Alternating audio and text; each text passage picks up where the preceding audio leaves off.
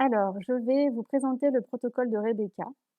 Pour vous mettre d'abord un petit peu de contexte, le 17 mars 2020, nous sommes confinés chez nous et je fais cette première séance avec Rebecca le 20 mars par rapport à ce confinement qui est très difficile pour elle à accepter. Donc Rebecca, elle a 15 ans, elle est au lycée en seconde et elle vient me voir car elle me dit que ça l'oppresse, qu'elle ne peut rien faire et qu'elle ne peut voir personne. Elle parle, d'une tension, à l'intérieur, d'un mal de ventre, qu'elle n'a plus faim, donc elle mange plus. Elle dit que ça la bloque, il y a un truc dans son ventre qui bloque et elle est en colère. Elle dit que voilà, elle est tendue, crispée dans son ventre. Elle me dit aussi que c'est très frustrant, que ça la rend triste parce qu'elle ne maîtrise pas la situation et que la situation est difficile à accepter pour elle et donc ça l'énerve. La grosse problématique pour elle, c'est surtout ses amis qu'elle ne peut plus voir. Alors elle me dit qu'ils s'appellent, qu'ils se font des messages, mais que le temps est long.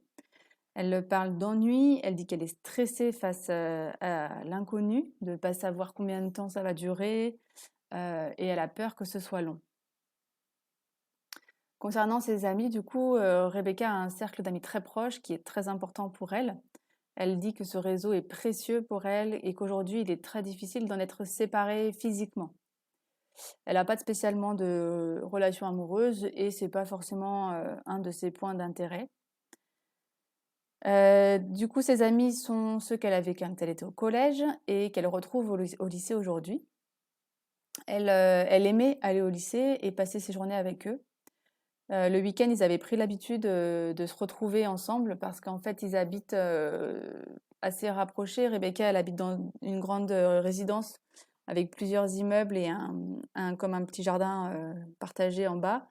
Et du coup, ils sont plusieurs à habiter dans ces immeubles et il est donc facile pour eux de se retrouver le week-end euh, en bas de chez eux. Donc, ses amis, ils étaient vraiment très présents dans sa vie, dans son quotidien. Sinon, au niveau du lycée, elle dit que là, les cours sont un peu difficiles à gérer parce qu'elle se sent seule, elle s'ennuie. Malgré ça, elle aime travailler, c'est une très bonne élève qui a de bonnes notes depuis le début de sa scolarité. Rebecca est très exigeante avec elle-même, donc elle travaille beaucoup, mais elle aime ça. Au niveau de sa famille, aujourd'hui, elle est confinée avec sa sœur, sa mère et son père. Ils ont un appartement avec un balcon. Elle dit que l'appartement est plutôt grand et qu'il y a de l'espace. Elle passe beaucoup de temps dans sa chambre. C'est un endroit qu'elle aime bien. Sa petite sœur, elle a 11 ans. Mais Rebecca me dit qu'elle ne partage pas grand-chose ensemble, que c'est une relation superflue. Mais c'est pas quelque chose qu'elle voudrait changer parce qu'elle dit qu'il n'y a pas de conflit et que voilà, elles ont de toute façon pas beaucoup de points communs. Pour sa petite sœur, le confinement est aussi difficile car elle n'arrive pas à être autonome dans ses cours et elle accepte l'aide que de sa maman qui travaille en télétravail. Et Rebecca dit que c'est dommage parce que ça met une ambiance tendue, parce que sa maman est fatiguée parce qu'elle travaille et puis elle n'a pas du coup forcément le temps d'aider la petite sœur de Rebecca, mais elle dit que ça la touche pas plus que ça. Le papa de Rebecca, il est au chômage, chômage partiel dû au confinement. Parfois, ils vont faire une balade tous les deux en bas de la résidence et elle aime bien parce que ça lui permet de changer d'air et de passer un peu de temps avec son papa. Avant, ils passaient aussi du temps ensemble, surtout en regardant les matchs de foot à la télé et parfois ils allaient au stade. Donc c'est quelque chose qu'ils partagent tous les deux. Elle dit qu'elle est une grande supportrice de l'OL et elle adorait ces moments. Du coup, Rebecca, elle aide aussi ses parents à s'occuper de la maison. Ça lui fait passer le temps. Puis ça aide son père qui du coup s'occupe de la maison et sa maman qui travaille.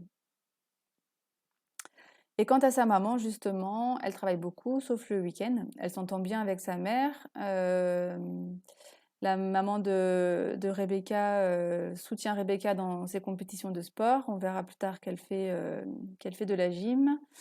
Et Rebecca apprécie. Parfois, le week-end, elles arrivent à prendre un petit thé ensemble sur le balcon et Rebecca dit que ça lui fait du bien. Elles papotent, elles prennent un peu le soleil. Voilà.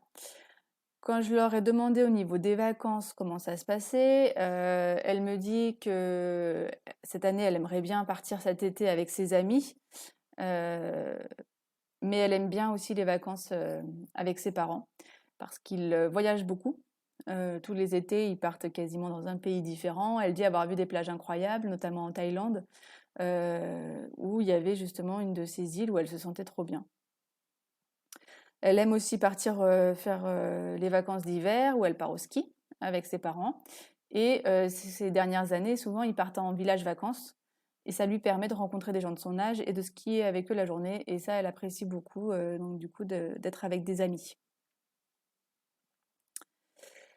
Futur professionnel, donc plus tard, Rebecca, elle souhaiterait travailler dans le social avec les enfants pour aider les enfants en difficulté.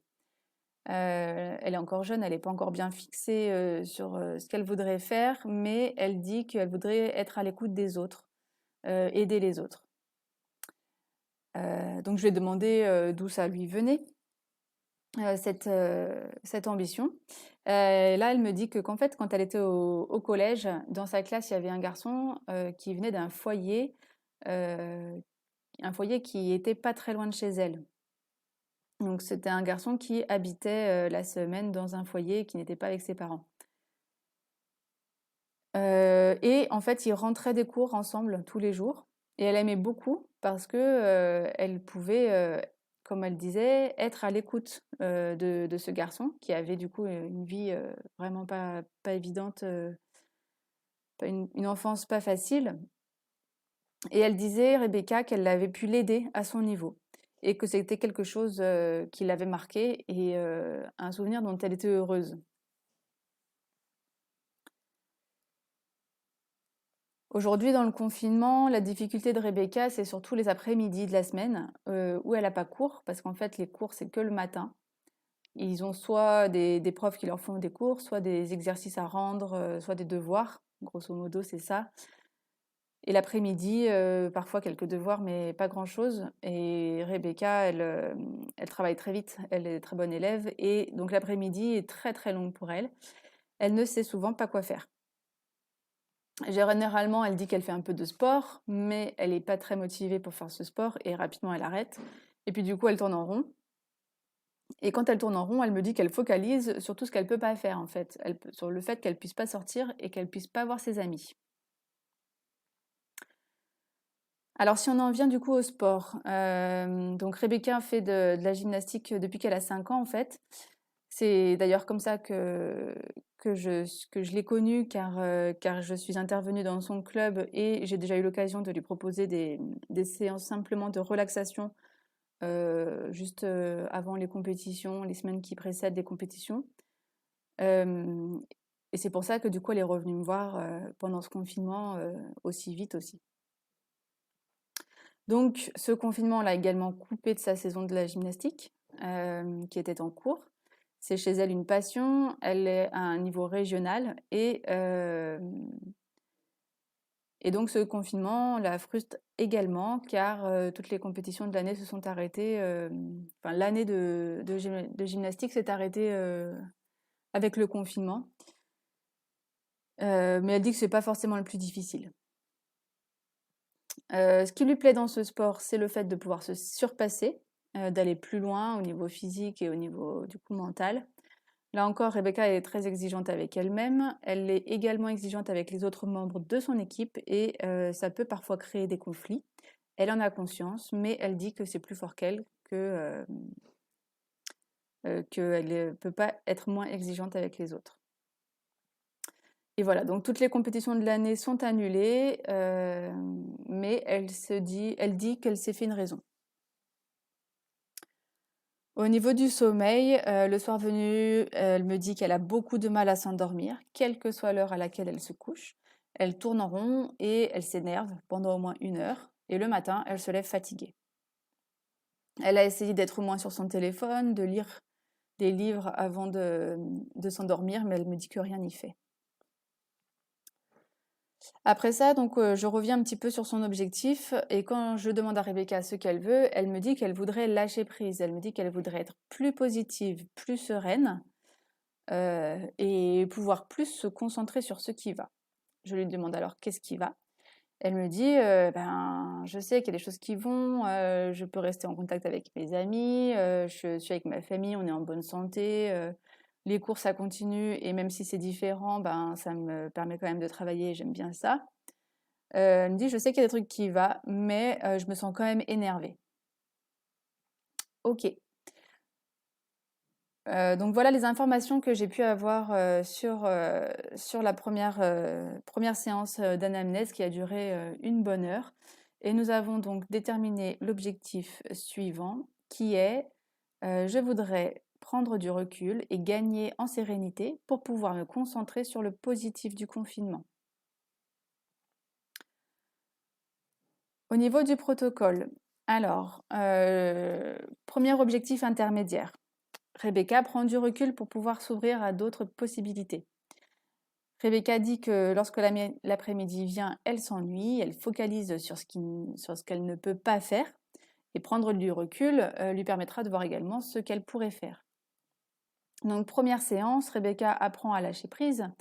Je lui propose pour commencer une respiration dynamique, repousser les murs, car elle m'a parlé d'oppression. Donc c'est vraiment j'inspire et quand j'expire, je repousse les murs sur les côtés. Et une respiration dynamique également pour l'aider à décharger un petit peu la colère avec le pompage des épaules. Tac, et je décharge.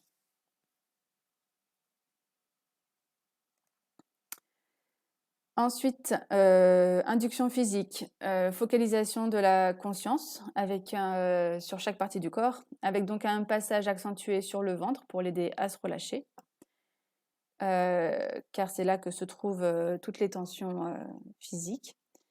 Et l'induction mentale, je lui propose un lieu ressource, un lieu ressource qui pourra lui permettre en fait de faire une pause pendant ce confinement, un endroit où elle puisse s'échapper.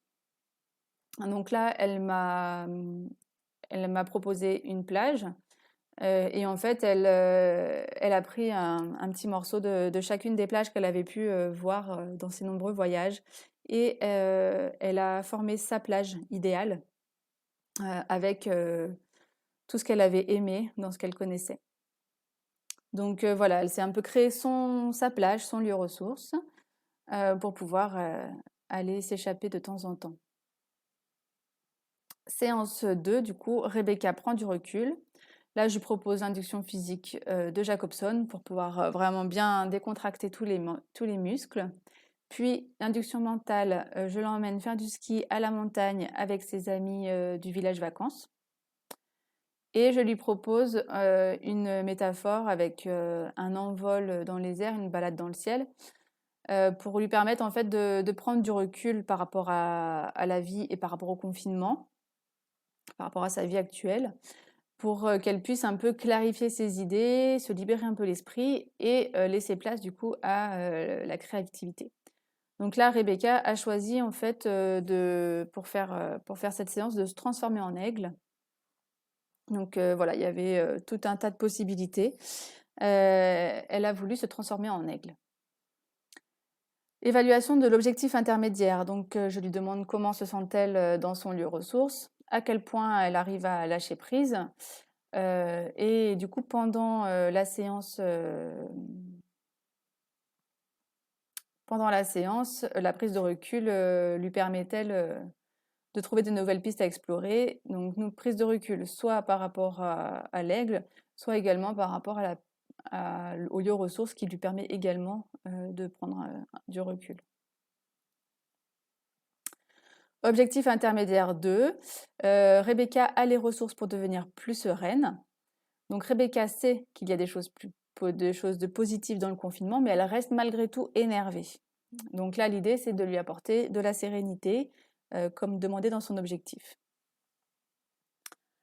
Arrivé à cette séance 3, nous avions donc à la séance 1 et 2 validé le fait qu'on va lui ancrer la sérénité.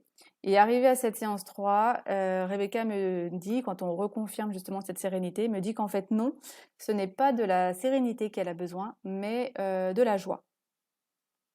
Ok, parce qu'en fait, elle dit que pendant ces phases d'ennui, ça la rend triste et qu'elle a l'impression que cette tristesse la plombe et qu'en fait, elle manque d'énergie et de motivation à cause de cette tristesse et donc elle aimerait ressentir de la joie. Donc, eh bien, on change la séance. Séance 3, Rebecca arrive à se remobiliser. On part donc sur une induction physique d'un scan corporel. Une induction mentale, je lui propose une balade avec son père dans la résidence, un moment privilégié avec son père. Et une technique, un ancrage, donc de joie, comme elle me l'a proposé en début de séance. Rebecca donc choisit la joie pour faire face à ces situations d'ennui. Elle prend comme situation la finale de la Coupe du monde de foot qu'elle regardait avec ses amis, où la France a gagné. Et c'est donc cette situation qu'elle a envie de revivre, dans laquelle elle a ressenti une joie intense. Et la situation de test, on prend une après-midi où elle s'ennuie et où elle devient triste. À partir de là, on a également choisi de reformuler l'objectif et elle me dit qu'elle voudrait prendre du recul et être plus joyeuse pour faire face à la suite du confinement. Donc, au niveau de l'objectif, on reste quand même sur une même tendance et on peut continuer le protocole. J'avais donc prévu séance 4 et séance 5. Rebecca se libère de ses tensions au ventre pour se rendre disponible. J'étais donc partie sur une SSS 1 puis SSS 2, séance 4 et séance 5, avec en induction physique une focalisation de la conscience sur les différentes parties du corps. Une induction mentale, je lui proposais une promenade dans le lieu ressource. Et ensuite, SSS 1, ressenti de la sensation agréable. Donc dès la séance 2, on avait commencé à aller chercher les informations pour cette SSS. Rebecca voulait du vide. Elle me disait, comme dans l'espace, il n'y a rien, c'est vide, c'est pas palpable, c'est libre de mouvement, il n'y a vraiment rien. Donc on part sur cette sensation de vide et SSS2, on concentre la sensation au niveau du ventre et on la substitue à toute autre sensation. Arrivé le jour de la séance 4, Rebecca me dit que en fait, elle a plus ces crispations au niveau du ventre. Ça faisait déjà plusieurs séances. Dès la suite de la séance 1, elle avait recommencé à manger un petit peu. Et là, elle me dit que en fait, elle ressent de temps en temps cette crispation au niveau de son ventre quand elle s'énerve. Et donc, en fait, elle dit, je crois qu'en fait, quand je suis énervée, ça me fait ces crispations au niveau du ventre, mais là, c'est plus comme d'habitude. Depuis le début du confinement, c'était vraiment constant, permanent. Et là, en fait, dès que ma colère redescend, j'ai plus mal. Je dis bon bah bonne nouvelle. Et en parallèle, elle me dit qu'elle dort par contre toujours très mal. Donc on décide donc de ne pas faire les 2 séances de SSS pour traiter ces sensations de crispation au niveau du ventre. On part sur une séance unique avec une métaphore dans l'espace, donc séance 4 réelle, métaphore dans l'espace, où en fait elle absorbe ce vide dans ce ventre. L'idée est donc là de lui donner un outil pour l'aider quand elle a ses montées de colère et donc ses crispations dans le ventre, mais pour pouvoir aussi passer plus rapidement à la séance sur le sommeil.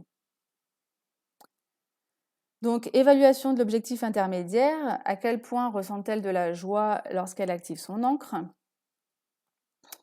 Puisqu'on est dans Rebecca, aller aux ressources pour devenir plus sereine. Donc là, on est dans la joie puisqu'on a changé l'objectif. À quel point ressent-elle du vide dans son ventre? Donc là, c'est pendant la séance 4, du coup, puisqu'on sort de la séance 4. Et à quel point est-elle plus joyeuse dans son quotidien.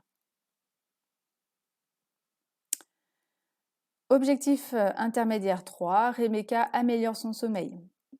Donc là, Rebecca dit se lever fatiguée et elle s'endort tard et elle s'endort énervée après avoir tourné en rond pendant 1 heure.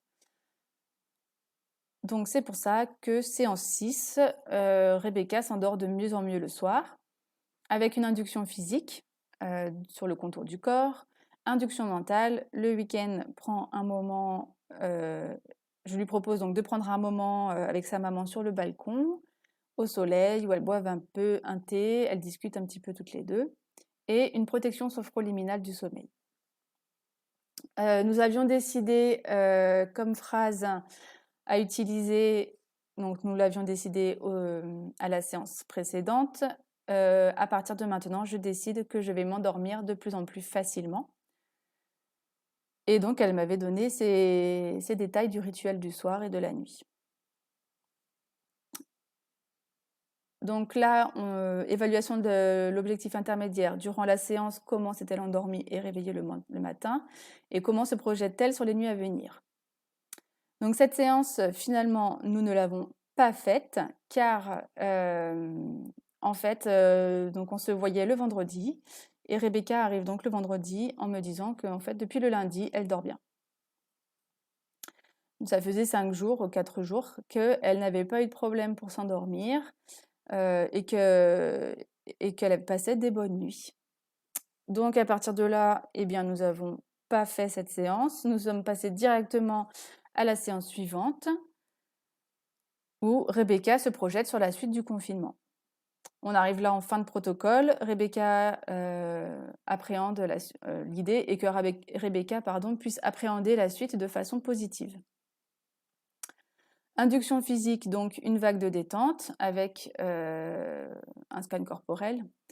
Induction mentale, je lui propose une séance de sport où elle dépasse ses limites, la satisfaction d'être active, etc. On fait un travail de muscu, de souplesse, d'endurance. Et elle ressent de la motivation et de la joie. Et futurisation positive, elle se projette donc sur le confinement et elle est active et joyeuse. Là, on arrive en fait ce vendredi de cette séance, c'est le début des vacances scolaires. Donc, elle n'aura plus de cours, mais elle me disait en fait qu'elle savait pas ce qu'elle allait faire pendant ses vacances, mais elle pense que ça va bien se passer. Elle est dans une vision assez positive de ses vacances. Et donc, c'est pour ça, on fait la futurisation positive sur cette semaine de vacances qui arrive et où elle utilise le temps que ce confinement lui offre. Évaluation de l'objectif. Donc, à quel point arrive-t-elle à prendre du recul? Puisque l'objectif principal était qu'elle voulait prendre du recul. Si je reviens là, je veux prendre du recul et être plus joyeuse pour faire face à la suite du confinement. Donc, à quel point arrive-t-elle à prendre du recul? Se sent-elle suffisamment joyeuse? Et comment elle envisage la suite du confinement? Voilà, je vous ai là donc présenté le protocole et son évolution au fur et à mesure. En fait, à partir de la séance 3, l'ancrage, tout a évolué très vite. Rebecca a été très impliquée en fait dès le départ.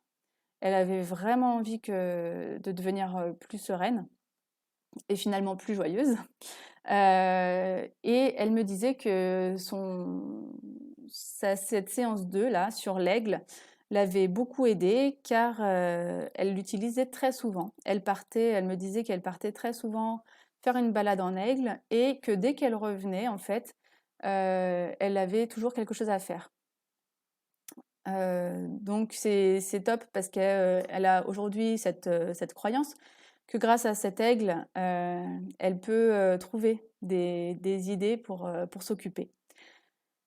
Donc voilà, c'était la dernière séance que j'ai fait avec elle avant donc cette semaine de vacances et elle se sentait prête à passer ces 2 semaines de confinement en vacances qui allaient arriver. Voilà ce que je peux dire sur le protocole là. Ça vous permet de voir un petit peu ce qu'on peut faire et comment ça évolue. Ça peut évoluer en tout cas durant au fur et à mesure du suivi et comment il faut pouvoir s'adapter au client et à son évolution à lui aussi. Je vous souhaite donc une bonne continuation et une bonne fin de journée.